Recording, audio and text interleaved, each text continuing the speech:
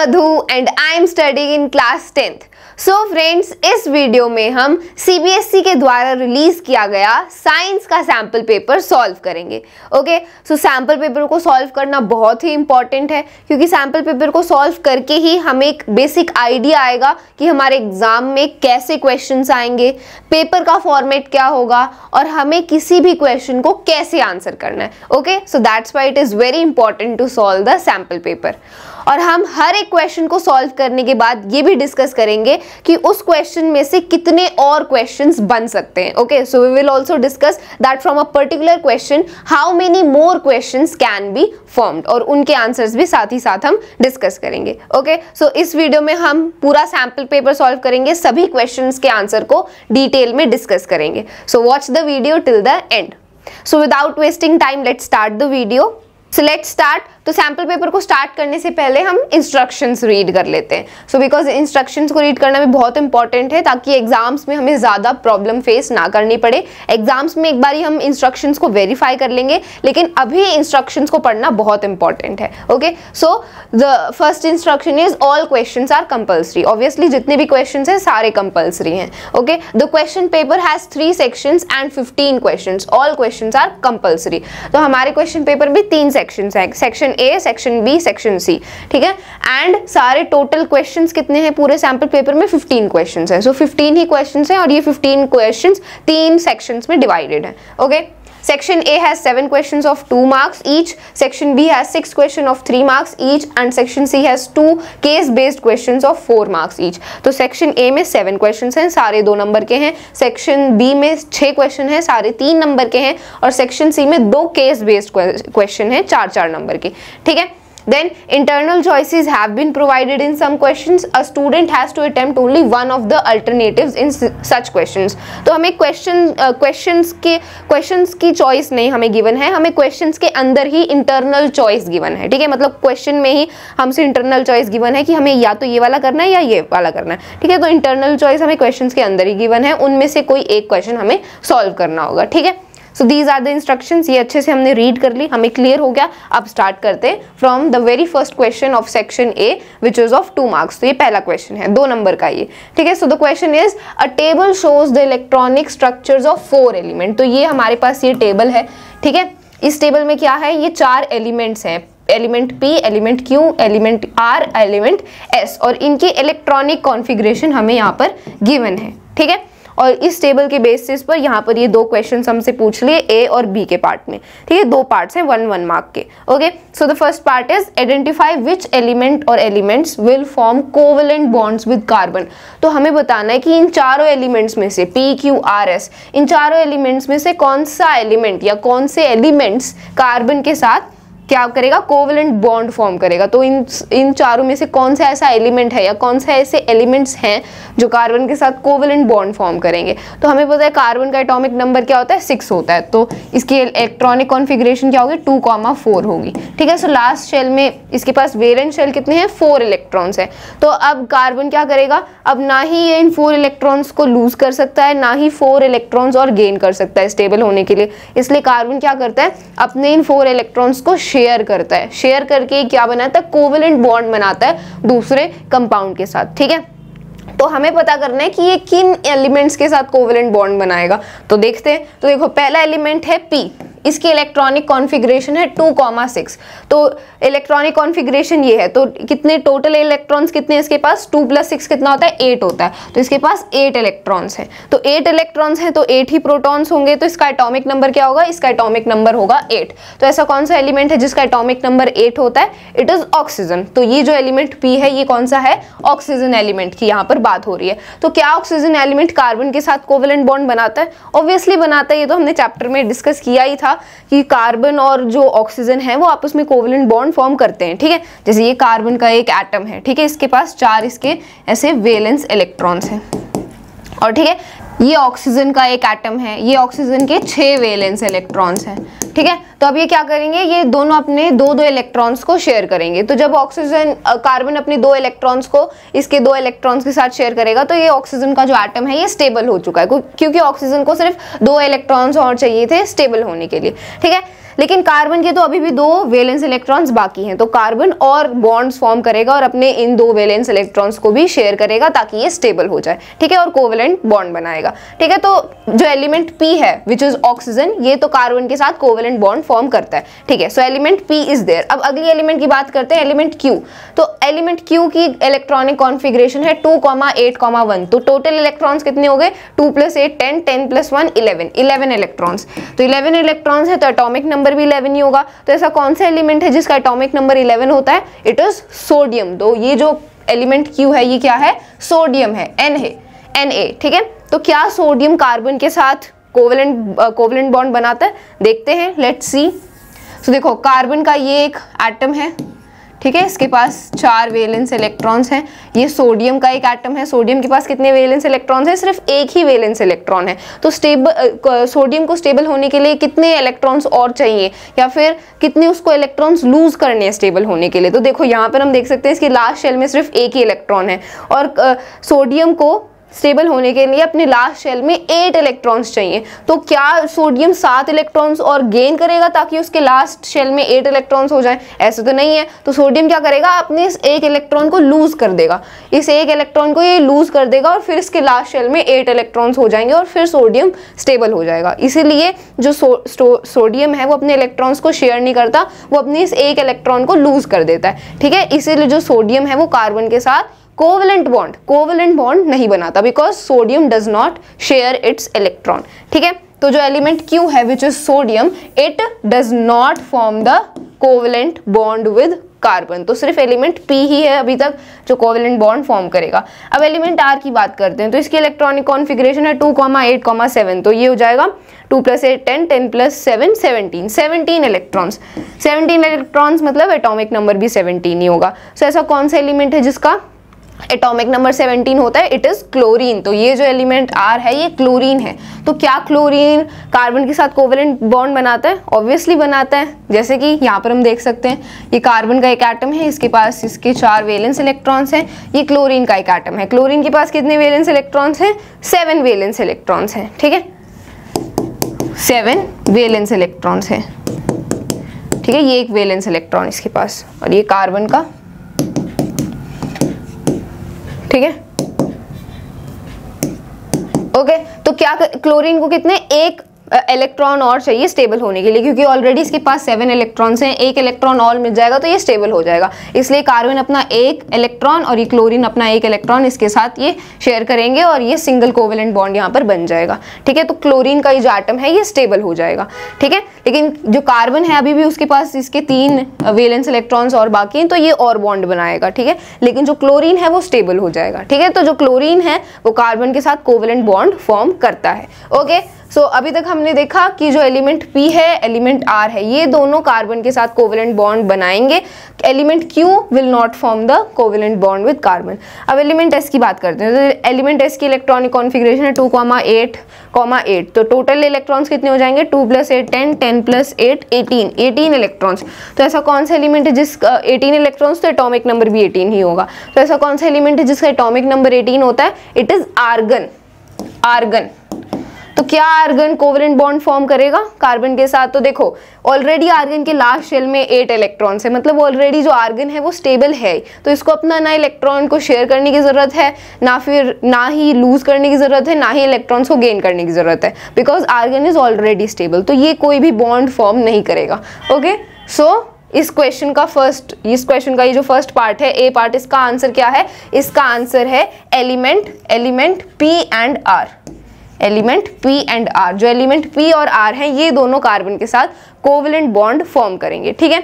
अब दूसरा पार्ट है carbon reacts with an element in the above table to form several compounds, give suitable reason. तो हमें पता है कार्बन बहुत सारे एलिमेंट्स के साथ कोवेलेंट बॉन्ड फॉर्म करता है, ठीक है, सॉरी, कार्बन बहुत सारे एलिमेंट्स के साथ कंपाउंड्स बनाता है, ठीक है, कंपाउंड्स बनाता है। तो अब ये कंपाउंड्स कैसे बनाता है कार्बन इतने सारे एलिमेंट्स के साथ? क्या रीजंस हैं इसके पीछे?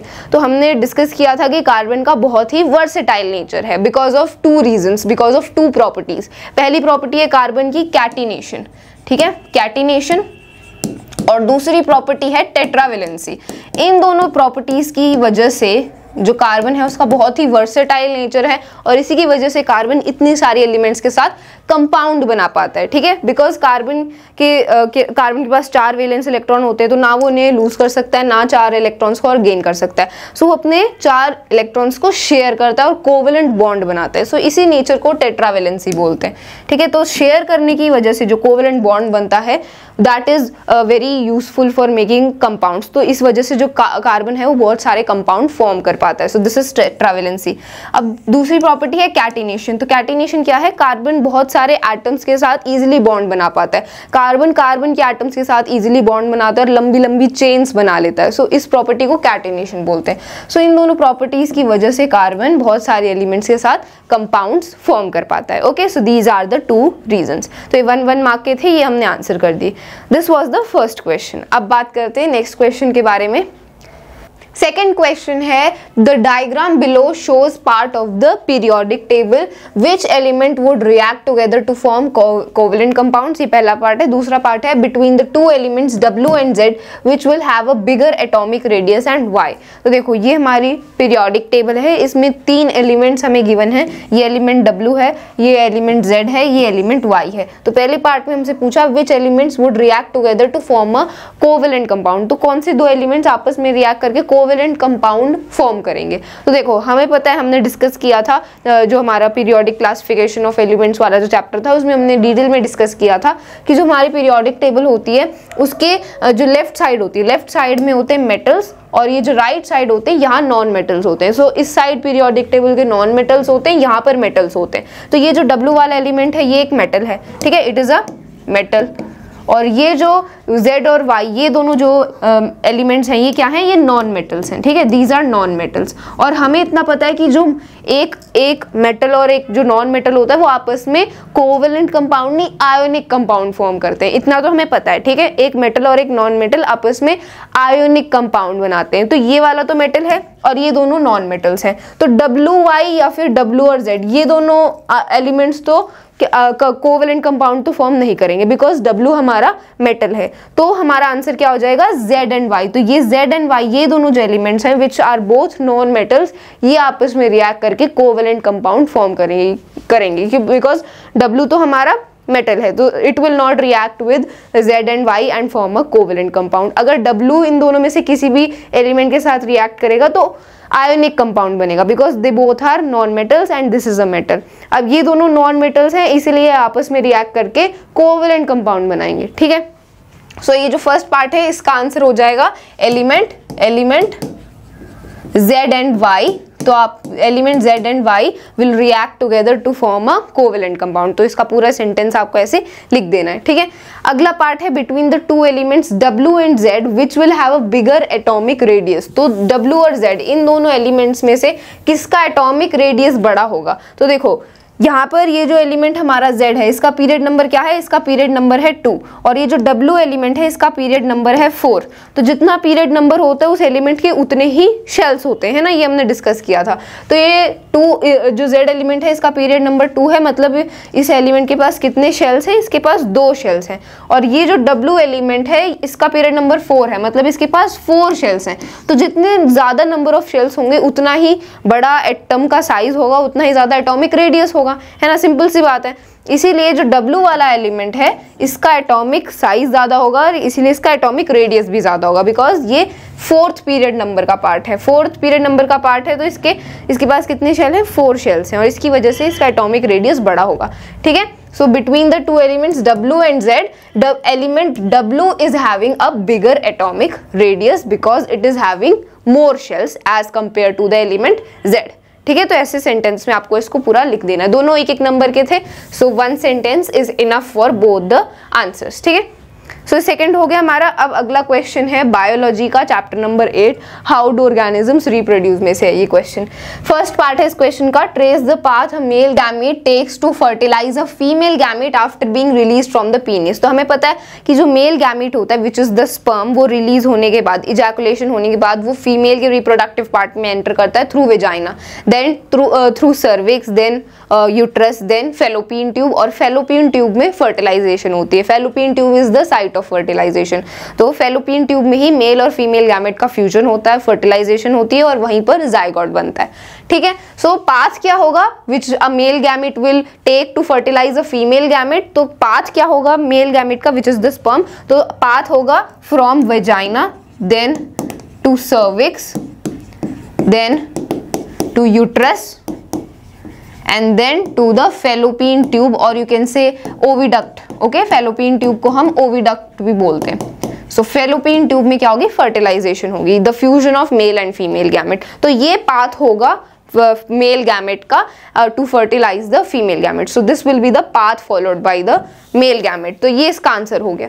ओके, सेकंड पार्ट है state the number of sets of chromosomes present in zygote, जो जाइगोट बनता है उसमें कितने सेट्स ऑफ क्रोमोसोम्स होते हैं, तो हमें पता है कि मेल के पास 23 क्रोमोसोम्स होते हैं, ठीक है, फीमेल गैमेट के पास भी 23 क्रोमोसोम्स होते हैं, ठीक है। अब दोनों गैमेट्स का फ्यूजन होता है तो जाइगोट बनता है। अब जाइगोट के पास कितने क्रोमोसोम्स होंगे, 23 + 23 46 क्रोमोसोम्स होंगे, लेकिन कितने पेयर्स ऑफ क्रोमोसोम होंगे, 46 तो टोटल क्रोमोसोम्स हैं, लेकिन कितने पेयर्स बने इनके, 23। सो जो जाइगोट है उसके पास 23 सेट्स ऑफ क्रोमोसोम होते हैं या फिर 23 पेयर्स ऑफ क्रोमोसोम होते हैं। टोटल क्रोमोसोम तो 46 है, लेकिन इनकी अगर पेयर पूछा है, पेयर ऑफ क्रोमोसोम्स, तो वो 23 होगा, ठीक है। So there are 23 sets of chromosomes present in a zygote. ऐसे एक सेंटेंस में आपको इसका आंसर पूरा अच्छे से लिख देना है। Okay, so this was also the question of biology. अब अगले क्वेश्चन की बात करते हैं। अगला क्वेश्चन है, ये भी बायोलॉजी का ही क्वेश्चन है, चैप्टर नंबर 8 का। Rajesh observed a patch of greenish black powdery mass on a stale piece of bread. तो राजेश ने एक स्टेल पीस ऑफ ब्रेड के ऊपर एक greenish black powdery patch notice किया, ठीक है। सो फर्स्ट पार्ट है इसका, name the organism responsible for this and it's specific mode of asexual reproduction. तो हमें पता है कि जब भी हम ब्रेड को ऐसे खुला छोड़ देते हैं, खुले इन्वायरमेंट में छोड़ देते हैं, तो उसके ऊपर एक ग्रीनिश ब्लैक सा एक पैच सा बन जाता है। तो वो क्यों होता है, उसको ब्रेड मोल्ड बोलते हैं, ब्रेड मोल्ड, और इसका साइंटिफिक नेम होता है राइजोपस, ठीक है। This is known as Rhizopus, ठीक है। तो ये राइजोपस की वजह से ही उस ब्रेड के ऊपर वो ग्रीनिश ब्लैक सा पैच बनता है, ठीक है। So rhizopus is the organism responsible for this. और कौन सा मोड ऑफ एसेक्सुअल रिप्रोडक्शन है, स्पोर फॉर्मेशन, क्योंकि हमें पता है जो राइजोपस होता है वो स्पोर फॉर्मेशन के थ्रू रिप्रोड्यूस करता है, ठीक है। So the organism responsible is rhizopus and the mode of asexual reproduction is spore formation. तो ये पहला पार्ट हो गया। Second part is name its vegetative and reproductive parts. तो राइजोपस के हमें वेजिटेटिव और रिप्रोडक्टिव पार्ट्स को नेम करना है। तो देखो, हमने चैप्टर में डिस्कस किया था कि राइजोपस का डायग्राम कैसा होता है। देखो, ये इसकी ये ग्राउंड है, ठीक है, यहाँ से ये ऐसे थ्रेड लाइक स्ट्रक्चर निकलता है जिसको हाइफे बोलते हैं, ठीक है, और इसके ऊपर ये ऐसे सैक लाइक स्ट्रक्चर होता है जिसको स्पोरेंजिया बोलते हैं। और इस स्पोरेंजिया के अंदर क्या होते हैं, बहुत सारे स्पोर्स होते हैं, ठीक है। इस स्पोरेंजिया के अंदर बहुत सारे स्पोर्स होते हैं। जब ये स्पोरेंजिया बर्स्ट होता है तो ये स्पोर्स निकल जाते हैं और फिर ग्राउंड पर जाके गिर जाते हैं और फिर नया राइजोपस ग्रो होता है, ठीक है, ये हमें पता है। तो अब इनमें से वेजिटेटिव पार्ट कौन सा है और रिप्रोडक्टिव पार्ट कौन सा है, हमसे तो यही पूछा ना कि कौन सा वेजिटेटिव और कौन सा रिप्रोडक्टिव पार्ट है। तो राइजोपस में ये जो थ्रेड लाइक स्ट्रक्चर है, इसको हाइफे बोलते हैं, ये होता है वेजिटेटिव पार्ट, क्योंकि ये रिप्रोडक्शन में इन्वॉल्व नहीं होता, ठीक है। This is the vegetative part. और ये जो स्पोरेंजिया है, ठीक है, जिसके अंदर स्पोर्स होते हैं, ये होता है reproductive part of the rhizopus, ठीक है। सो आपको पूरा अच्छे से लिखना है, vegetative part of the rhizopus is this hyphae thread like structure and the reproductive part is the sporangia which is having spores inside it, ठीक है। सो ये इसका आंसर हो जाएगा, answer for the second part. Okay, so ये हमने fourth question भी सॉल्व कर लिया। अगला क्वेश्चन है फिफ्थ क्वेश्चन। तो ये फिफ्थ क्वेश्चन में हमारे पास इंटरनल चॉइस है, ठीक है। फिफ्थ क्वेश्चन में या तो हमें ये वाला क्वेश्चन सॉल्व करना है या फिर ये वाला क्वेश्चन सॉल्व करना है, ठीक है। दिस क्वेश्चन और दिस क्वेश्चन, ठीक है, कोई भी एक सॉल्व करना है, जिसका आंसर आपको अच्छे से आता है वो आप सॉल्व कर सकते हो, ठीक है। तो मैं ये सेकंड वाला क्वेश्चन सॉल्व कर रही हूँ। सो ये क्वेश्चन है, in an asexually reproducing species if a trait X exists in 5% of a population and trait Y exists in 70% of the same population, which of the two trait is likely to have arisen earlier, give reasons, ठीक है। तो इस question में हमसे क्या बोला है कि दो ट्रेट्स हैं, ट्रेट एक्स और ट्रेट वाई, दो कैरेक्टर्स हैं, ठीक है, ट्रेट एक्स और ट्रेट वाई। तो 5% पॉपुलेशन में ट्रेट एक्स एग्जिस्ट करता है, ठीक है, और 70% पॉपुलेशन में ट्रेट वाई एग्जिस्ट करता है। तो हमसे पूछा जा रहा है कि इन दोनों ट्रेट में से, ट्रेट एक्स और ट्रेट वाई, इन दोनों ट्रेट में से कौन सा ट्रेट पहले अराइज हुआ, ठीक है, कौन सा ट्रेट पहले आया। Okay, give reasons for the answer. तो हमें पता है कि इस जो स्पीशीज है, यहाँ पर जो स्पीशीज हैं, ये एसेक्सुअल रिप्रोडक्शन के थ्रू रिप्रोड्यूस कर रहे हैं। तो एसेक्सुअल रिप्रोडक्शन में क्या होता है, एक ही पेरेंट इन्वॉल्व होता है, तो जो ऑफस्प्रिंग होता है वो बिल्कुल पेरेंट के आइडेंटिकल होता है, जो डीएनए बनता है ऑफस्प्रिंग का वो बिल्कुल पेरेंट के आइडेंटिकल होता है। तो इस वजह से एसेक्सुअल रिप्रोडक्शन में वेरिएशंस नहीं आती हैं, बहुत कम वेरिएशंस आती हैं। ओके, सो और इसी वजह से जो ट्रेट वाई है, जो 70% पॉपुलेशन में एग्जिस्ट करता है, वो पहले अराइज हुआ है, और जो ट्रेट एक्स है जो सिर्फ 5% पॉपुलेशन में एग्जिस्ट करता है, ये बाद में अराइज हुआ है। क्योंकि देखो जो ट्रेट वाई था वो पहले अराइज हुआ और वो रेप्लिकेट होता रहा, ठीक है, लॉन्गर पीरियड तक वो रेप्लिकेट होता रहा, ठीक है, कोई भी वेरिएशन नहीं आई, ठीक है। फिर वेरिएशन आई, वेरिएशन आती कैसे है एसेक्सुअल रिप्रोडक्शन में, म्यूटेशन की वजह से आती है, किसी इन्वायरमेंटल चेंज की वजह से वेरिएशन आ जाती है, ठीक है, सडन वेरिएशन, एक नया ट्रेट फिर बनता है, ठीक है। तो अब नया ट्रेट आया, ये ट्रेट एक्स, तो अब ये ट्रेट एक्स रेप्लिकेट होने लगा और सिर्फ ये 5% पॉपुलेशन में ही रेप्लिकेट हो पाया, मतलब सिर्फ 5% पॉपुलेशन में ही ये ट्रेट एक्स एग्जिस्ट करता है। तो इसी से हमें पता चल रहा है कि जो ट्रेट वाई है वो पहले अराइज हुआ और ट्रेट एक्स बाद में अराइज हुआ, क्योंकि जो ट्रेट वाई है वो पहले अराइज हुआ और फिर वो रेप्लिकेट हुआ एसेक्सुअल रिप्रोडक्शन के थ्रू एक लॉन्गर पीरियड तक, फिर सडन वेरिएशन की वजह से या म्यूटेशन की वजह से, इन्वायरमेंटल में किसी चेंज की वजह से ये नया ट्रेट आ गया, ट्रेट एक्स, और फिर ये रेप्लिकेट होना शुरू हुआ और सिर्फ 5% पॉपुलेशन में ही ये एग्जिस्ट हुआ, ठीक है, सिर्फ 5% पॉपुलेशन में ये ट्रेट एक्स एग्जिस्ट करा, ठीक है। So this is the reason that trait Y have arisen earlier and trait X have arisen after the trait Y due to variation in the asexual reproduction, क्योंकि asexual reproduction में variation बहुत कम होती है, और variation होती भी है तो वो mutation की वजह से होती है, किसी environmental change की वजह से होती है, ठीक है। सो ये हमारा 5th क्वेश्चन था। अब बात करते हैं 6th क्वेश्चन के बारे में। तो 6th क्वेश्चन में भी देखो हमारे पास इंटरनल चॉइस गिवन है, ठीक है, यहाँ पर ध्यान रखना आपको कि हर एक क्वेश्चन में क्या आपको इंटरनल चॉइस गिवन है या नहीं। तो 6th क्वेश्चन में या तो हमें ये वाला क्वेश्चन सॉल्व करना है और या ये वाला क्वेश्चन सॉल्व करना है, तो इन दोनों में से कोई एक सॉल्व करना है। तो आप कोई भी सॉल्व कर सकते हो अकॉर्डिंग टू योर कन्वीनियंस, जो सा क्वेश्चन आपको अच्छे से आता है, जिसका आंसर आप लिख सकते हो, वो क्वेश्चन सॉल्व करो, मार्क्स आपको इक्वल ही मिलेंगे, ठीक है, चाहे आप ये वाला सॉल्व करो चाहे इससे अगला वाला सॉल्व करो, ठीक है। सो मैं सेकंड वाला क्वेश्चन सॉल्व कर रही हूँ, तो ये सेकंड वाला जो पार्ट है 6th क्वेश्चन का, मैं ये वाला सॉल्व कर रही हूँ। सो the question is a circuit contains a battery,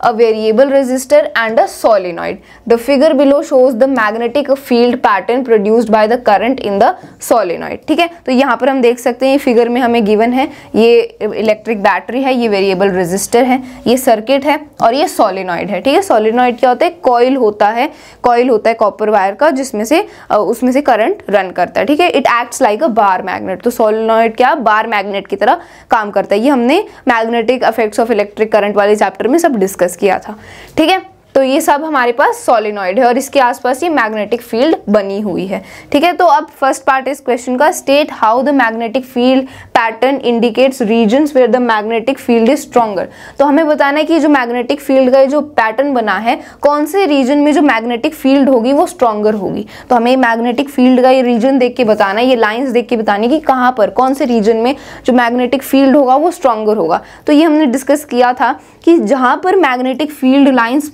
पास होती हैं, क्राउडेड होती हैं, वहीं पर मैग्नेटिक फील्ड को स्ट्रॉन्गर होता है, ठीक है। और जितनी दूर होंगी मैग्नेटिक फील्ड लाइंस उतना ही मैग्नेटिक फील्ड वीक होगा, ठीक है। तो हम देख सकते हैं कि सोलेनॉइड के पोल्स के पास जो मैग्नेटिक फील्ड लाइंस हैं वो सबसे ज्यादा क्राउडेड हैं, ठीक है, बहुत ज्यादा क्राउडेड हैं। तो यहाँ पर जो मैग्नेटिक फील्ड है वो ज्यादा स्ट्रॉन्ग होगा, सबसे ज्यादा स्ट्रॉन्ग होगा, because here the magnetic field lines are crowded और यहाँ पर मैग्नेटिक फील्ड लाइंस दूर दूर हैं, तो यहाँ पर स्ट्रॉन्गेस्ट होगा मैग्नेटिक फील्ड, ठीक है। So this will be the answer of the first part. कैसे लिखोगे इसका answer? That magnetic field is stronger near the poles of the solenoid because here the magnetic field lines are more crowded to each other, more close to each other. Okay? So ये first part है इस question का। Second part है what happens to the magnetic field when the current of in the circuit is, ये question पूरा नहीं है, इसके आगे आएगा रिवर्स, ठीक है। What happens to the magnetic field lines when the current in the circuit is reversed, ठीक है, यहाँ पर आएगा रिवर्स्ड। ये क्वेश्चन अब कंप्लीट हुआ है, ठीक है। तो देखो क्या होगा मैग्नेटिक फील्ड को जब हम सर्किट में करंट को रिवर्स कर देंगे। तो अगर हम करंट को रिवर्स कर देंगे, जो मैग्नेटिक फील्ड लाइंस है वो भी रिवर्स हो जाएंगे, उनकी डायरेक्शन भी रिवर्स हो जाएगी, है ना, बिकॉज जो मैग्नेटिक फील्ड लाइंस है वो करंट की डायरेक्शन की तरफ ही पॉइंट करती हैं। तो अगर हम सर्किट में करंट को रिवर्स कर देंगे तो जो मैग्नेटिक फील्ड है वो भी क्या हो जाएगा, वो भी रिवर्स हो जाएगा, ठीक है। तो ये सेकेंड पार्ट का आंसर है। दोनों 1-1 मार्क के थे, आपको इन दोनों को अच्छे से एक्सप्लेन कर देना है, ठीक है। That if we will reverse the current in the circuit then the magnetic field will also be reversed. एक सेंटेंस में पूरा ऐसे इसको लिख देना है, ठीक है। तो ये हमारा 6th क्वेश्चन हो गया। अब 7th क्वेश्चन सॉल्व करते हैं। तो ये देखो 7th क्वेश्चन में भी हमारे पास इंटरनल चॉइस है, ठीक है। तो हमें क्वेश्चंस के बीच में इंटरनल चॉइस गिवन होती है, तो कोई एक हमें सॉल्व करना होता है। तो मैं पहला वाला पार्ट ही सॉल्व कर रही हूँ 7th का, ठीक है। So question is DDT was sprayed in a lake to regulate breeding of mosquitoes। तो मॉस्किटोज की ब्रीडिंग को कंट्रोल करने के लिए, मॉस्किटोज की पॉपुलेशन को कंट्रोल करने के लिए क्या स्प्रे किया गया, DDT स्प्रे किया गया। तो ये कोई केमिकल होता होगा, कोई पेस्टिसाइड होता होगा जिसको स्प्रे किया जाता है मॉस्किटोज की ब्रीडिंग को रेगुलेट करने के लिए, कंट्रोल करने के लिए, ठीक है। क्वेश्चन पढ़ के इतना समझ आया। Now how would it affect the trophic levels in the following food chain associated with the lake। तो अब जो ये DDT स्प्रे किया है, पानी में जो स्प्रे किया है अब मॉस्किटोज की ब्रीडिंग को कंट्रोल करने के लिए, अब इससे जो ट्रॉफिक लेवल्स हैं फूड चेन पर, उन पर क्या असर पड़ेगा, उन पर क्या इफेक्ट पड़ेगा, ठीक है। तो ये फूड चेन हमें गिवन है एसोसिएटेड विद द लेक, ठीक है, लेक से ये जुड़ी हुई फूड चेन है। बिकॉज जो मॉस्किटोज होते हैं वो मोस्टली वाटर बॉडीज में, जो वाटर बॉडीज होती हैं, स्टिल वाटर बॉडीज होती हैं, उन्हीं में वो अपनी उनकी पॉपुलेशन इंक्रीज होती है, वहीं पर वो ब्रीड करते हैं।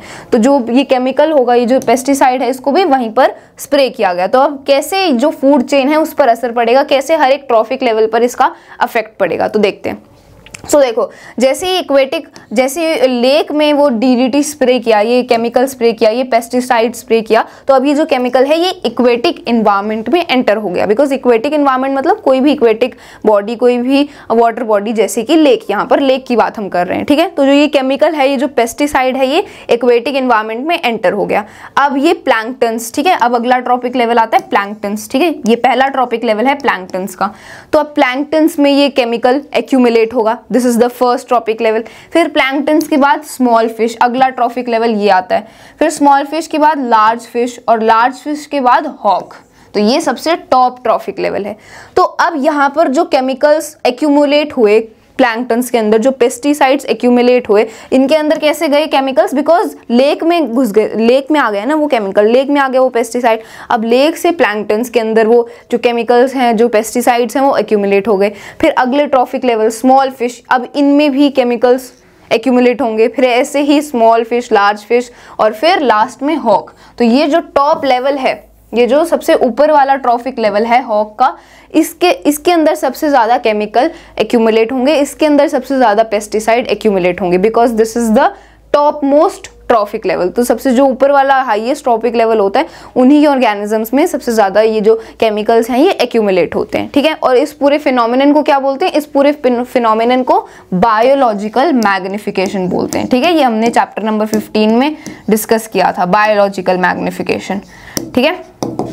बायोलॉजिकल मैग्निफिकेशन क्या है, it is the phenomena in which the chemicals get accumulated in the trophic levels and affect the food chain, ठीक है। तो ऐसे ये जो केमिकल था ये पहले इक्वेटिक एनवायरनमेंट में एंटर किया, और फिर ये plankton, small fish, large fish, hawk, इन सारे ट्रॉफिक लेवल्स में एक्यूमुलेट होता गया। और सबसे ज़्यादा कंसंट्रेशन कहाँ पर होगी केमिकल्स की, कौन से ट्रॉफिक लेवल में, जो टॉप वाला ट्रॉफिक लेवल है, इसमें सबसे ज़्यादा कंसंट्रेशन होगी इन केमिकल्स की, ठीक है। और इस फिनोमिनन को बायोलॉजिकल मैग्निफिकेशन बोला जाता है, ठीक है। तो इस क्वेश्चन को आप आराम से इसका आंसर लिख सकते हो, 2-3 लाइंस में आपको इसके पूरे मार्क्स मिल जाएंगे। Okay, so this was the 7th question. अब ये इसका ऑप्शनल वाला पार्ट था जो हमने नहीं किया।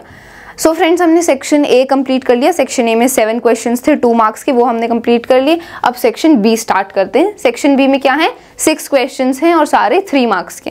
ओके, तो स्टार्ट करते हैं। सो द फर्स्ट क्वेश्चन और the 8th question is choose an element from period 3 of modern periodic table that matches the description given below. In each instance give reasons for your choice. तो हमें period 3 में से ऐसे elements choose करने हैं periodic table में से जो इन descriptions को match करते हैं। ठीक है, तो period 3 में कौन से elements आते हैं? So the elements are sodium, magnesium, aluminium, silicon, phosphorus, sulfur, chlorine and argon। तो ये सारे एलिमेंट्स हैं पीरियड 3 के। अब इनमें से हमें एलिमेंट्स चूज करने हैं जो इन डिस्क्रिप्शन को मैच करते हैं। तो फर्स्ट पार्ट है it has a similar structure to diamond. तो ऐसा कौन सा एलिमेंट है पीरियड 3 में जिसका जो स्ट्रक्चर है वो डायमंड के सिमिलर होता है?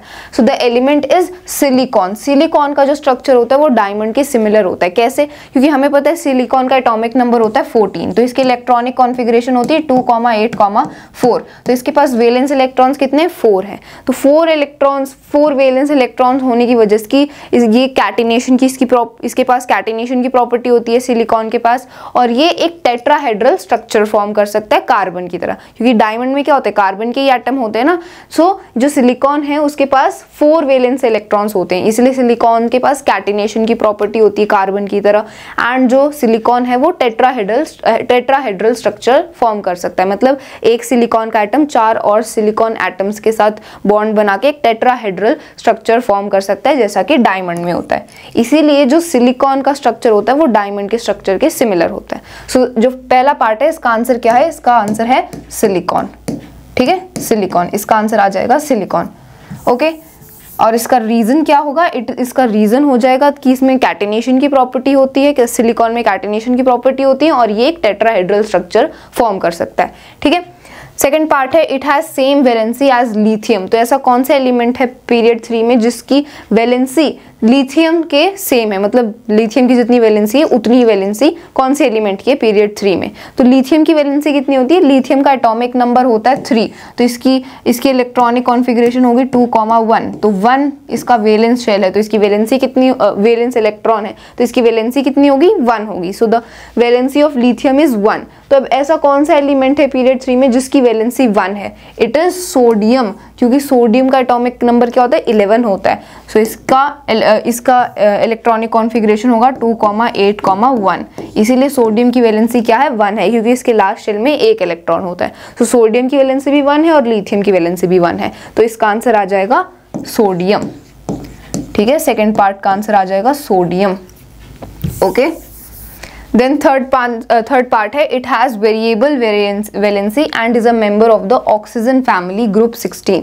तो ऐसा कौन सा एलिमेंट है जो ऑक्सीजन फैमिली का पार्ट है और उसके पास वेरिएबल वैलेंसी है? सो it is sulphur. Sulphur he oxygen family का पार्ट है और उसके पास वेरिएबल वैलेंसी भी है। इसीलिए जो सल्फर है वो अलग अलग ऑक्साइड्स फॉर्म कर पाता है, जैसे सल्फर डाइऑक्साइड्स, सल्फर ट्राइऑक्साइड। ठीक है, तो ये सल्फर कैसे फॉर्म कर पाता है इतनी oxides? Due two variable valency, और सल्फर ऑक्सीजन की फैमिली का भी पार्ट है। सो इस थर्ड पार्ट का आंसर हो जाएगा सल्फर। ठीक है, सो ये 3 पार्ट्स थे, ये तीनों हमने सॉल्व कर लिए। पहले का आंसर है सिलिकॉन, दूसरे का आंसर है सोडियम और थर्ड का आंसर है सल्फर। ठीक है, सो ये हमारा चैप्टर नंबर 4 जो कार्बन एंड इट्स कंपाउंड वाला चैप्टर था उसमें से ये क्वेश्चन आया है। Okay, let's move on towards the next question. It is, तो 9th क्वेश्चन में भी हमें इंटरनल चॉइस गिवन है, इनमें से कोई एक हमें सॉल्व करना है। सो मैं ये सेकंड वाला सॉल्व कर रही हूँ। So question is a carbon compound A having melting point 156 kelvin and boiling point 351 kelvin with molecular formula C2H6O। ठीक है, ये मॉलिक्यूलर फॉर्मूला यहाँ पर अच्छे से लिखा नहीं है, इसको मैं ऊपर लिख रही हूँ, C2H6O। ठीक है, this is the molecular formula. Is soluble in water in all proportions. A part है इसका identify A and draw its electron dot structure, and second part है इसका give the molecular formula of any two homologous of ए।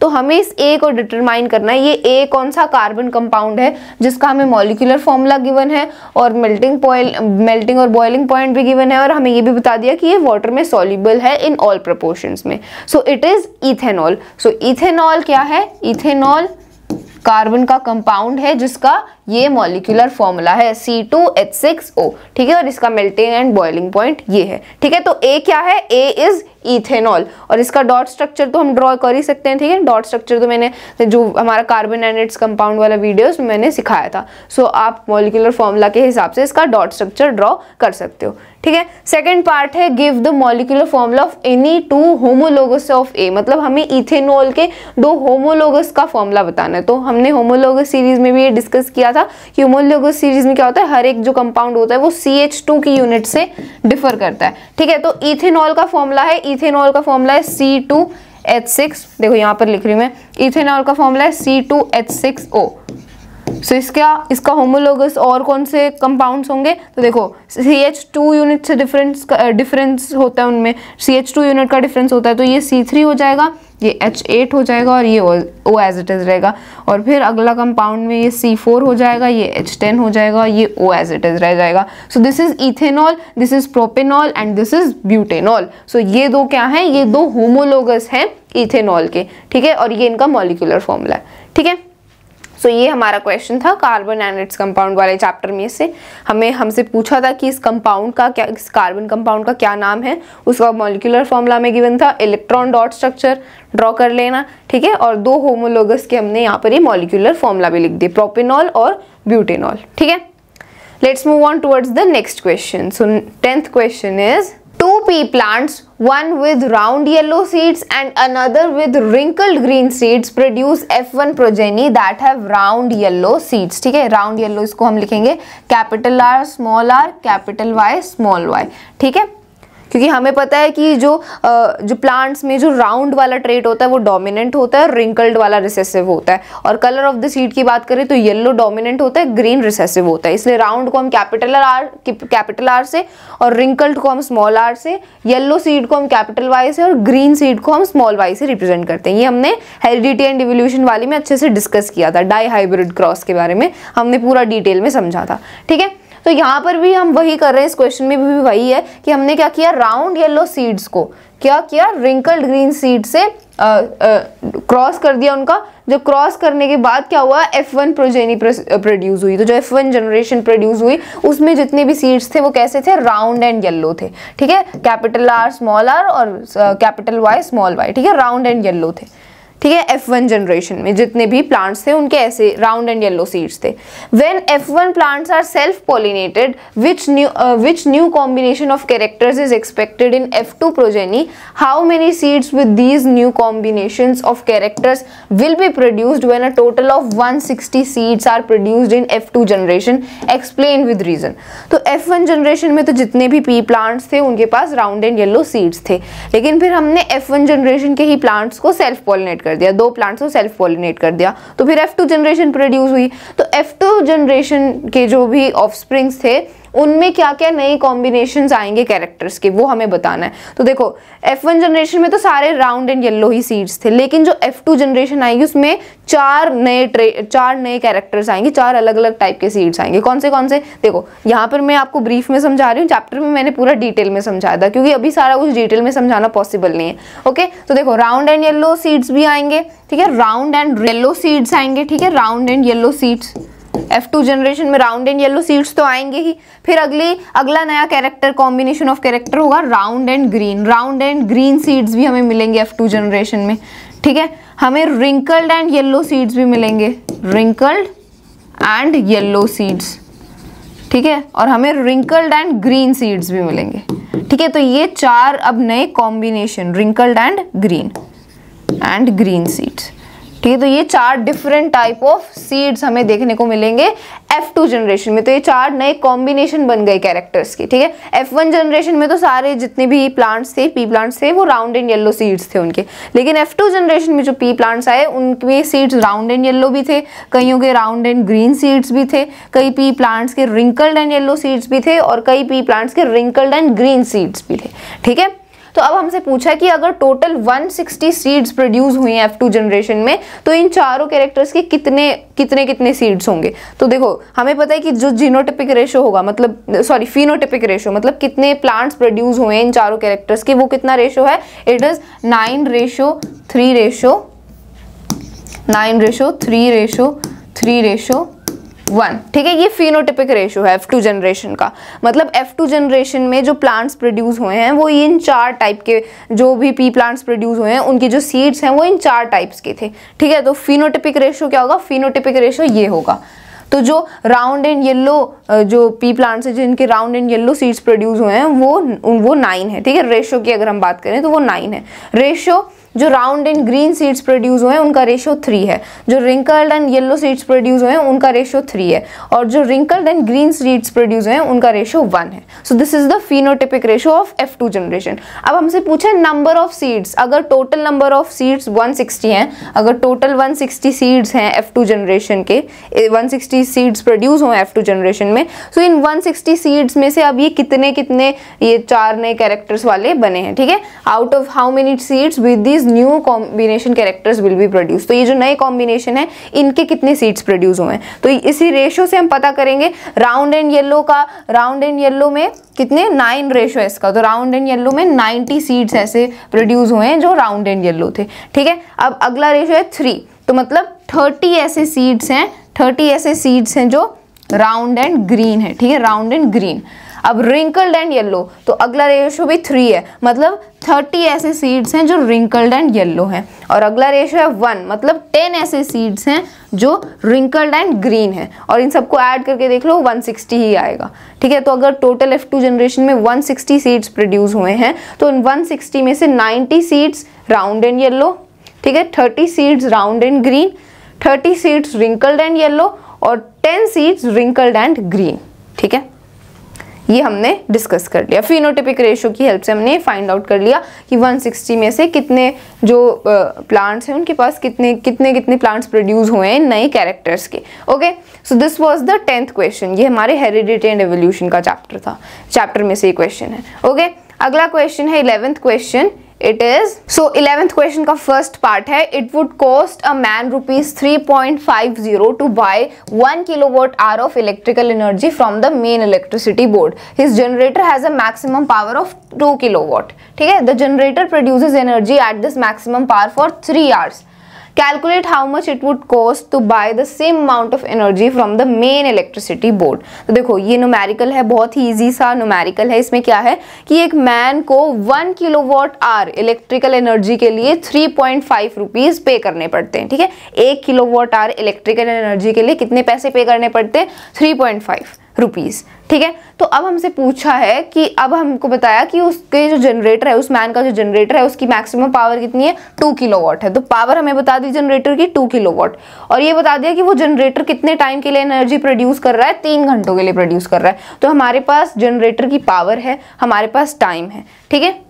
अब हमें क्या find out करना है, हमें फाइंड आउट करना है how much it would cost to buy the same amount of energy from the main electricity board. मतलब इन 3 घंटों में जो एनर्जी प्रोड्यूस करी जनरेटर ने, जो इलेक्ट्रिकल एनर्जी प्रोड्यूस करी, उसके लिए उस मैन को कितना पे करना पड़ेगा। So how much it would cost to him for the same amount of energy from the main electricity board. तो अब कितना पे करना पड़ेगा उसको for this electrical energy produced by the generator of 2 kilowatt power in 3 hours, ठीक है। तो हमें 1 किलोवाट आवर इलेक्ट्रिकल एनर्जी का कॉस्ट तो पता है 3.5, हमें पता है कि 1 किलोवाट आवर इलेक्ट्रिकल एनर्जी के लिए उसको 3.5 रुपीज पे करने पड़ते हैं। तो अभी हमें फाइंड आउट करना पड़ेगा कि इन 3 घंटों में उस जनरेटर ने कितनी इलेक्ट्रिकल एनर्जी प्रोड्यूस करी, और फिर जितनी इलेक्ट्रिकल एनर्जी टोटल प्रोड्यूस करी उस जनरेटर ने, उसको फिर हम 3.5 से मल्टीप्लाई कर देंगे तो हमें टोटल कॉस्ट मिल जाएगा, ठीक है। वो कॉस्ट मिल जाएगा जितना उस आदमी को पे करना पड़ेगा for buying the electrical energy.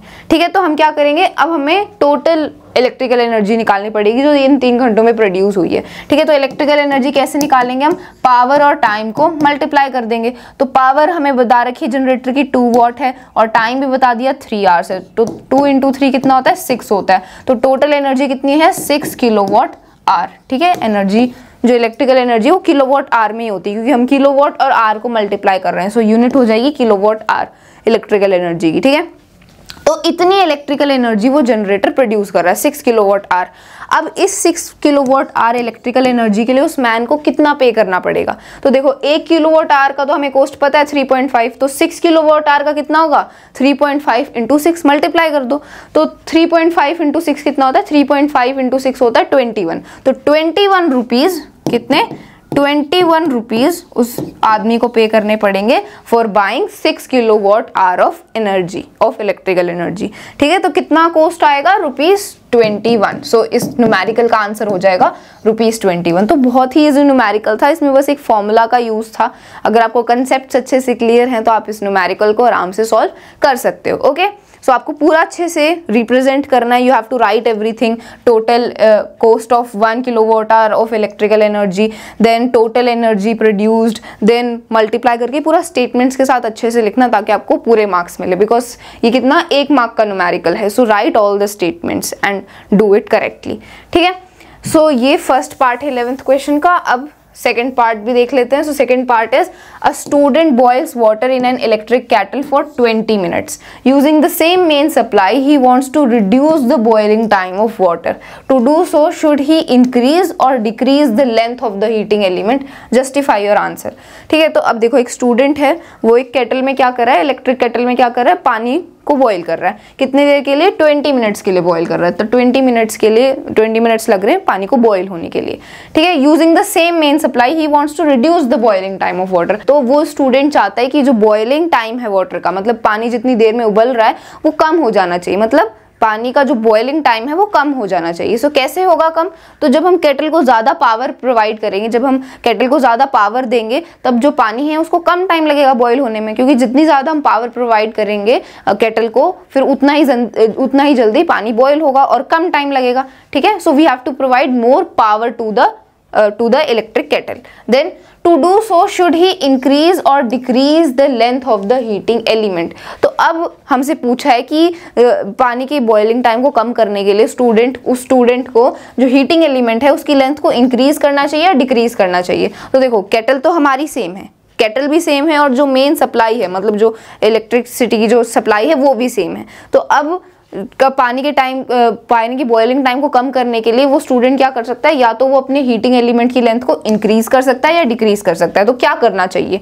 उसको, ठीक है, so what should he do, should he increase the length of the heating element or should he decrease the length of the heating element. तो देखो हमने फॉर्मूला डिस्कस किया था electricity वाले chapter में, that power is equal to V² is divided by R। ठीक है, तो ये हमने इलेक्ट्रिसिटी वाले चैप्टर में ये फॉर्मूला डिस्कस किया था, P is equal to V² divided by R। Power is equal to voltage square, potential difference का स्क्वायर डिवाइडेड बाय रेजिस्टेंस। ठीक है, तो अब देखो हमें केटल को क्या करना है, केटल को ज़्यादा पावर प्रोवाइड करनी है ताकि जो हीटिंग है वो जल्दी हो, वाटर की बॉइलिंग जल्दी हो और टाइम कम लगे।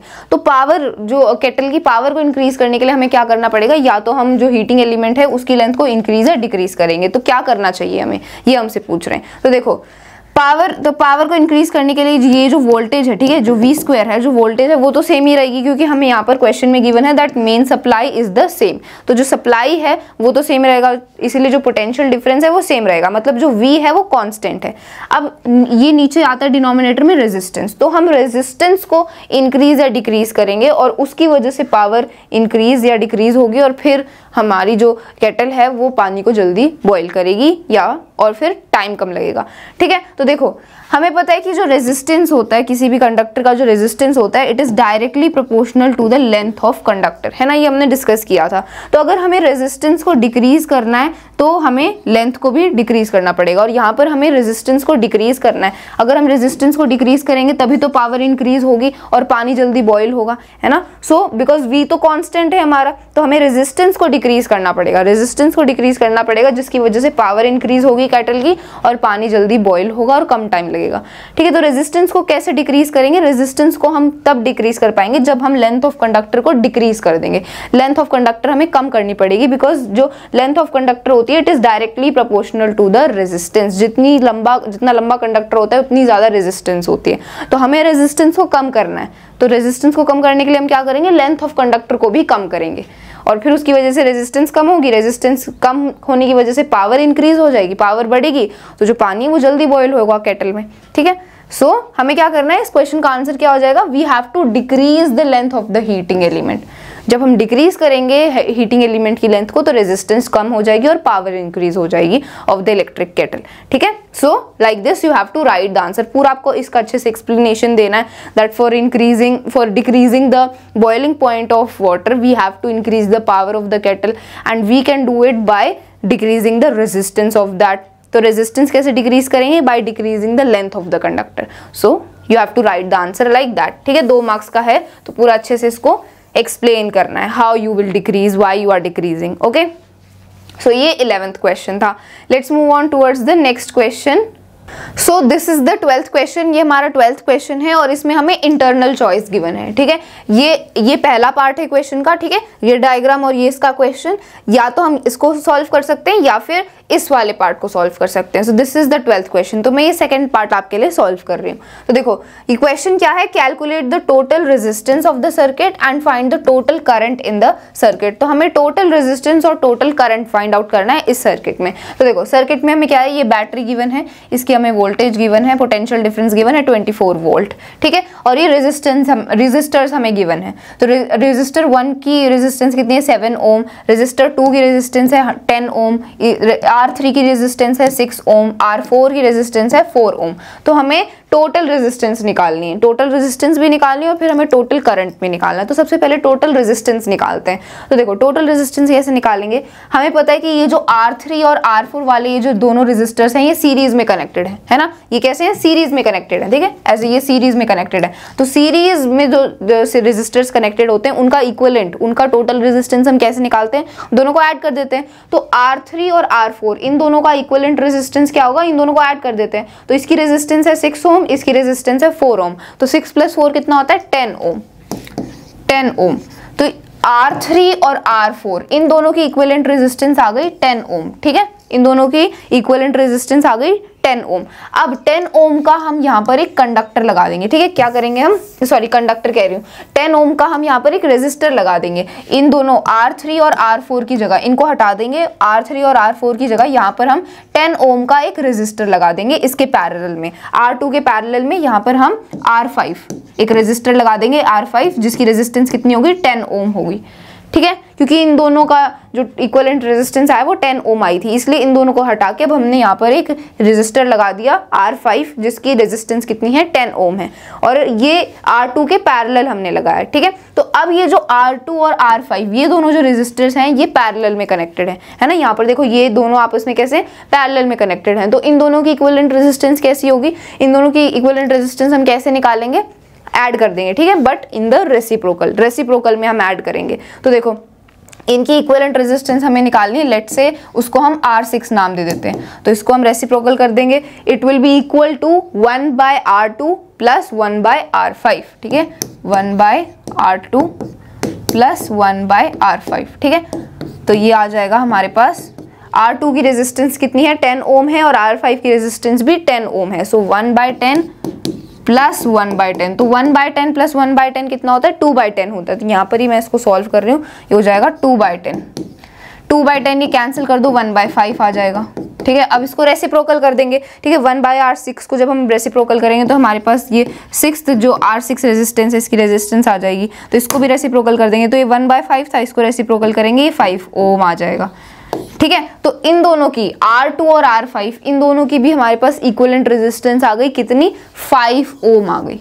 ठीक है, तो अब हमारे पास इन सारों की इक्विवेलेंट रेजिस्टेंस आ गई 5 ओम। ठीक है, R3, R4, R2 ये जितनी भी रेजिस्टर्स थे इनकी हमने इक्विवेलेंट रेजिस्टेंस निकाल ली 5 ओम।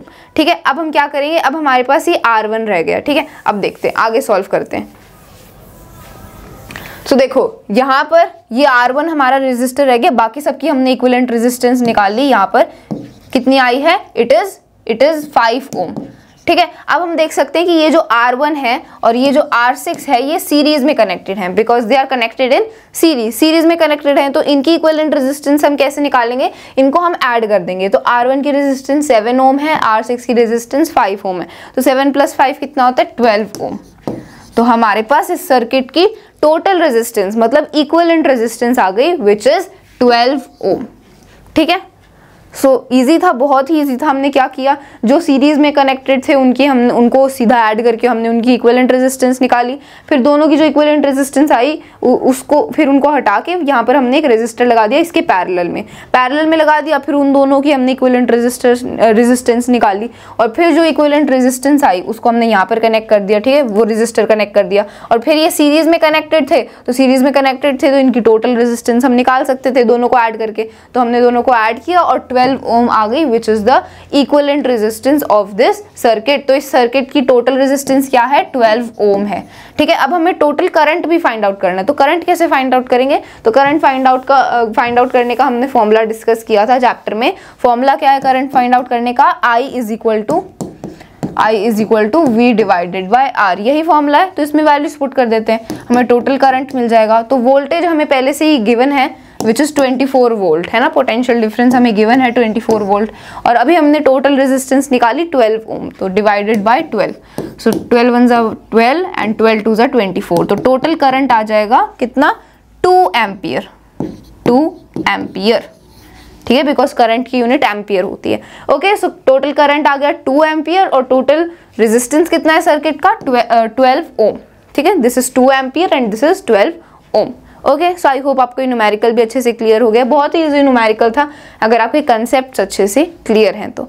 ओके, अब बात करते हैं अगले क्वेश्चन के बारे में which is question number 13। So it is gas A found in the upper layers of the atmosphere is a deadly poison but is essential for all living beings. The amount of this gas started declining sharply in the 1980s. So first part है इसका, identify gas A. How is it formed at higher levels of the atmosphere? तो देखो एक gas है जो atmosphere की upper layers में पाई जाती है और ये ग्राउंड लेवल पर तो बहुत डेडली बहुत पॉइजनस होती है। ठीक है, लेकिन ये बहुत सारे लिविंग ऑर्गेनिजम्स के लिए एसेंशियल है। और इस गैस की डिक्लाइनिंग स्टार्ट हो गई थी 1980s में। सो ये कौन सी गैस है, सो इट इज ओजोन। हम ओजोन लेयर की बात कर रहे हैं। तो हमें पता है जो ओजोन लेयर होती है it is found in the upper layers of the atmosphere. और ग्राउंड लेवल पर जो ओजोन गैस होती है वो बहुत ही पॉइजनस होती है, लेकिन एटमोसफियर में ये एज अ शील्ड काम करती है, एज अ प्रोटेक्शन काम करती है from the UV radiations coming from the sun. So it is very important for us, for all the living organisms. ठीक है, और ओजोन लेयर का डिप्लीशन होने लग गया था कब 1980s में। सो फर्स्ट पार्ट हमारा क्वेश्चन का यही है, आइडेंटिफाई गैस ए। तो कौन सी गैस है ये, ozone. Okay, how is it formed at higher levels of the atmosphere. तो ओजोन लेयर बनती कैसे है एटमोसफियर के हायर लेवल्स पर, तो हमने देखा था कि ओजोन लेयर एक फोटोकेमिकल रिएक्शन से बनती है। जब ऑक्सीजन का एक मॉलिक्यूल विच इज O2 जब उस पर यूवी रेडिएशंस पड़ती हैं तो वो स्प्लिट हो जाता है ऑक्सीजन के 2 एटम्स में।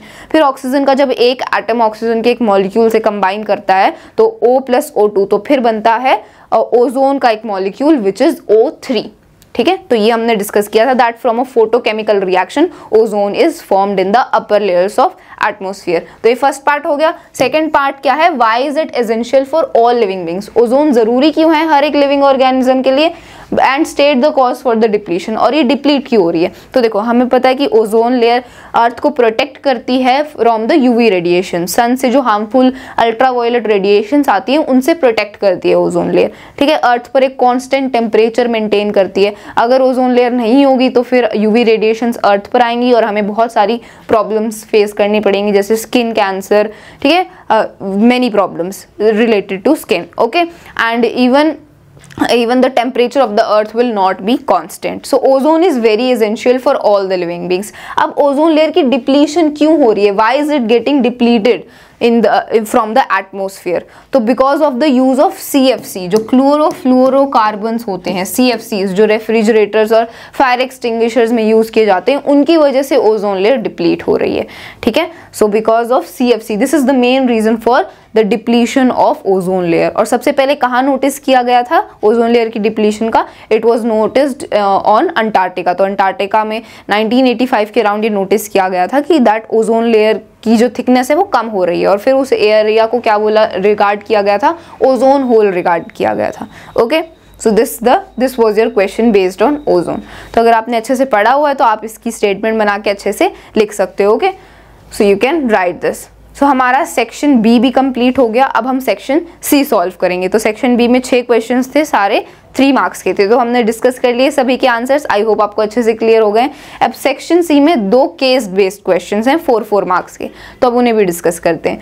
सो the 14th question is, Sahil performed an experiment to study the inheritance pattern of genes. He crossed tall plants with short pea plants and obtained all tall plants in F1 generation. ठीक है, अब first part है हमारा, what will be the set of genes present in the F1 generation. ठीक है, तो साहिल ने एक एक्सपेरिमेंट किया। उसने क्या किया, टॉल पी प्लांट्स को, जिसके पास दोनों ही टॉलनेस के जीन्स थे, ठीक है, होमोजाइगस टॉल, और एक शॉर्ट पी प्लांट जिसके पास दोनों ही शॉर्टनेस के जीन थे, होमोजाइगस शॉर्ट प्लांट। इन दोनों को क्या कर दिया, पॉलिनेट कर दिया, क्रॉस कर दिया इनको। फिर क्या हुआ, जो F1 जनरेशन आई वो सारे के सारे टॉल प्लांट्स आई। ठीक है, जो F1 जनरेशन आई इनकी, उनमें सारे के सारे टॉल प्लांट्स थे, क्योंकि उनके पास कौन से जीन थे, एक टॉलनेस वाला जीन था और एक शॉर्टनेस वाला जीन था, क्योंकि एक जीन इससे आएगा और एक जीन इससे आएगा। तो इसके पास दोनों ही टॉलनेस के जीन है और इसके पास दोनों ही शॉर्टनेस के जीन है। तो एक जीन यहाँ इसमें से आएगा टॉलनेस वाला और एक जीन इसमें से आएगा शॉर्टनेस वाला। तो जब टॉलनेस और शॉर्टनेस दोनों का जीन होता है तो कौन सा अपने आप को एक्सप्रेस करता है, डोमिनेंट वाला अपने आप को एक्सप्रेस करता है, रिसेसिव ट्रेट अपने आप को एक्सप्रेस नहीं करता। तो टॉलनेस वाला जो ट्रेट है ये डोमिनेंट है, सो ये अपने आप को एक्सप्रेस करेगा। इसलिए F1 जनरेशन के जितने भी पी प्लांट्स हैं वो कैसे होंगे, टॉल होंगे।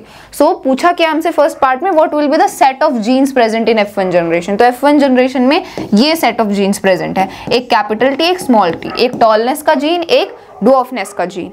ठीक है, अगला पार्ट है इस क्वेश्चन का, give reason why only tall plants are observed in F1 progeny. तो ये मैंने बता ही दिया कि F1 जनरेशन में सारे टॉल प्लांट्स क्यों हैं, क्योंकि देखो उनके पास एक कैपिटल T, एक स्मॉल t, एक टॉलनेस का जीन है, एक शॉर्टनेस का जीन है। कौन सा एक्सप्रेस करता है, डोमिनेंट एक्सप्रेस करता है। तो टॉलनेस डोमिनेंट है, इसलिए वो अपने आप को एक्सप्रेस करता है। और F1 जनरेशन के जितने भी प्लांट्स हैं, जितनी भी प्रोजेनी हैं, वो टॉल हैं। ठीक है, so this will be the answer. पूरा एक सेंटेंस में आप लिख सकते हो that tallness is a dominant trait and it expresses itself and that's why all the plants in F1 generation are tall. तो पूरा सेंटेंस को आप इतना सेंटेंस इंक्लूड करके फिर आंसर को कंटिन्यू कर सकते हो, ठीक है, ताकि ज्यादा आप लिख पाओ।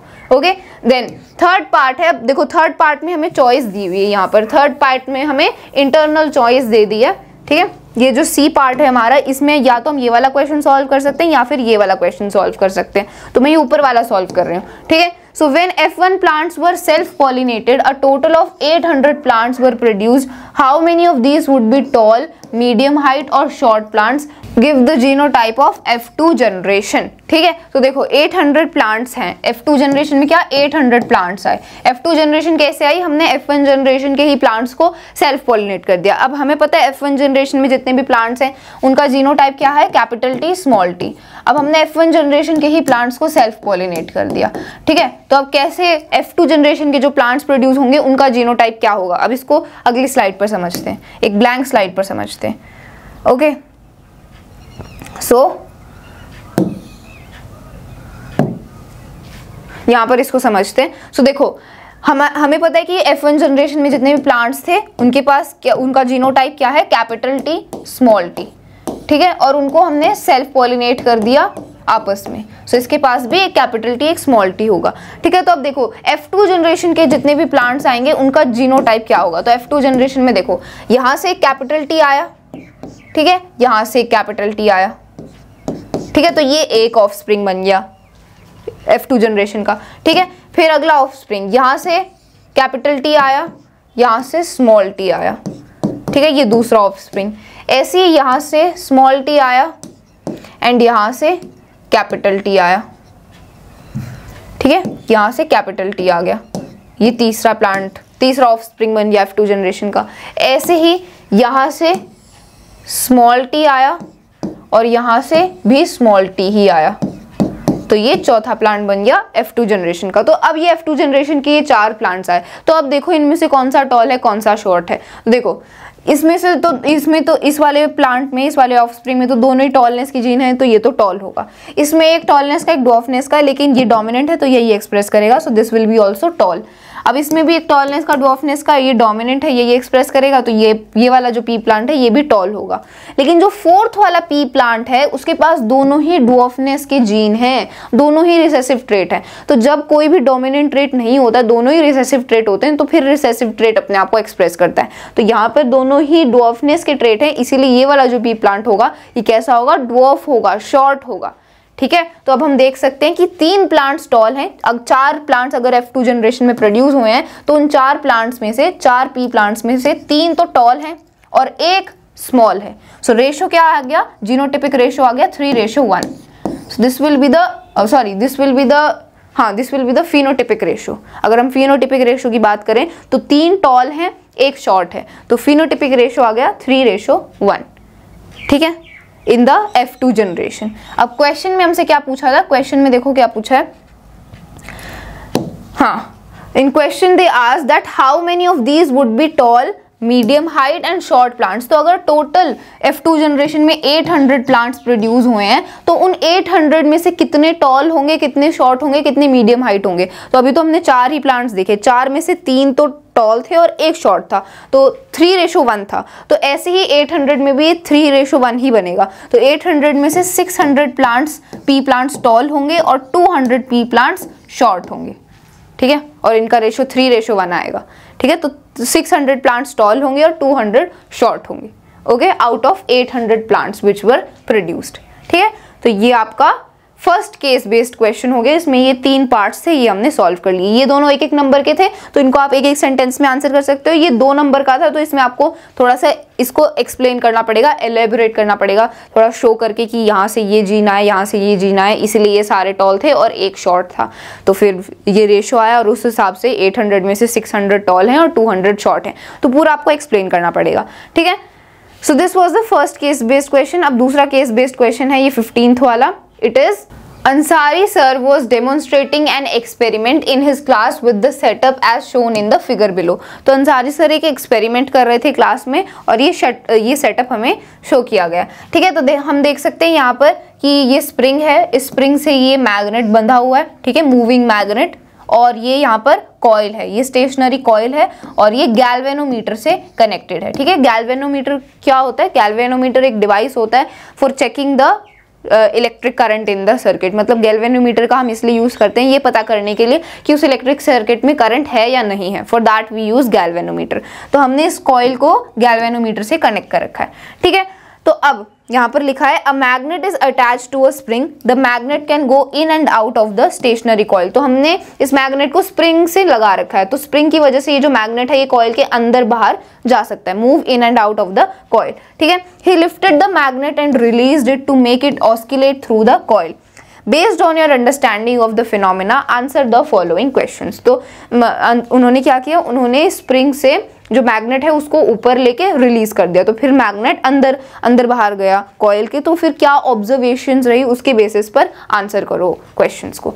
ठीक है, सो क्वेश्चंस क्या है, 3 पार्ट्स हैं इसके। देखो फर्स्ट पार्ट है what is the principle which Ansari sir is trying to demonstrate. तो यहाँ पर ये जो पूरा एक्सपेरिमेंट है इसका प्रिंसिपल क्या है, क्या प्रिंसिपल वो डेमोन्स्ट्रेट करने की कोशिश कर रहे हैं। सो this is the principle of electromagnetic induction. Electromagnetic induction, ये हमने magnetic effects of electric current वाले चैप्टर का ये लास्ट टॉपिक था। इसमें हमने डिस्कस किया था कि जब भी मैग्नेट को जब भी हम कॉइल या फिर इलेक्ट्रिक सर्किट के पास लाते हैं तो उस मैग्नेट फील्ड लाइंस की वजह से जो कॉइल है उसमें करंट इंड्यूस हो जाता है, उसमें करंट आ जाता है। जो करंट आता है मैग्नेटिक फील्ड लाइन की वजह से उसको बोलते हैं इंड्यूस्ड करंट, और इस फिनोमिना को हम बोलते हैं इलेक्ट्रोमैग्नेटिक कंडक्शन। मतलब मैग्नेट फील्ड लाइंस की वजह से, मैग्नेटिक फील्ड फील्ड की वजह से जो करंट इंड्यूस हुआ इस कॉइल में उसको बोलते हैं इंड्यूस्ड करंट, और इस फिनोमेना को बोला जाता है इलेक्ट्रोमैग्नेटिक इंडक्शन। ठीक है, तो यहाँ पर अंसारी सर इसी प्रिंसिपल को डेमोन्स्ट्रेट कर रहे हैं। तो आंसर क्या होगा इस पहले पार्ट का? Ansari sir is trying to demonstrate the principle of electromagnetic induction. तो ऐसे आपको इसका आंसर पूरी स्टेटमेंट में लिख देना है। ठीक है, पूरा स्टेटमेंट ऐसे स्टार्ट करना है, Ansari sir is trying to demonstrate the principle of, फिर लिखना है इलेक्ट्रोमैग्नेटिक इंडक्शन। अगर आप खाली इलेक्ट्रोमैग्नेटिक इंडक्शन लिख दोगे वो गलत नहीं होगा, लेकिन दैट विल बी बेटर अगर आप एक पूरा एक सेंटेंस बनाकर फिर आंसर लिखोगे। Okay, so this is the answer of first part. अगला पार्ट है what will be observed when the magnet starts oscillating through the coil, explain the reason behind the observation. तो जैसे ही हम स्प्रिंग को release करेंगे तो ये मैग्नेट अंदर बाहर जाएगा कॉइल का, तो क्या ऑब्जर्वेशंस, क्या डिफरेंस हमें देखने को मिलेगा जब ये मैग्नेट अंदर बाहर जाएगा, ऑस्किलेट करेगा कॉइल के अंदर, और क्या रीजन है इसके पीछे। तो देखो जैसे ही मैग्नेट को हम रिलीज करेंगे और ये मैग्नेट कॉइल के अंदर और फिर बाहर जाएगा, तो ये जो कॉइल है इसमें करंट इंड्यूस होगा, है ना, क्योंकि मैग्नेट की मैग्नेटिक फील्ड लाइंस होती हैं, इसकी अपनी मैग्नेटिक फील्ड लाइंस हैं। अब इन मैग्नेटिक फील्ड लाइंस की वजह से जब ये कॉइल के पास आती हैं तो इन मैग्नेटिक फील्ड लाइंस की वजह से इस कॉइल में करंट आ जाता है, करंट इंड्यूस हो जाता है, उसको बोलते हैं इंड्यूस्ड करंट, और इस फिनोमेना को बोलते हैं इलेक्ट्रोमैग्नेटिक इंडक्शन। ठीक है, और फिर जब यहाँ पर ये करंट इंड्यूस होगा तो करंट आ जाएगा इस कॉइल में। अब जैसे ही करंट आएगा तो ये जो गैल्वेनोमीटर है ये डिफ्लेक्ट होगा, इसका मतलब ये है कि इस कॉइल में करंट आ चुका है। ठीक है, गैल्वेनोमीटर हमने इसलिए तो कनेक्ट किया ये पता करने के लिए करंट आया है या नहीं आया, तो गैल्वेनोमीटर डिफ्लेक्ट करेगा, इसका मतलब जो कॉइल है उसमें करंट इंड्यूस हो गया है।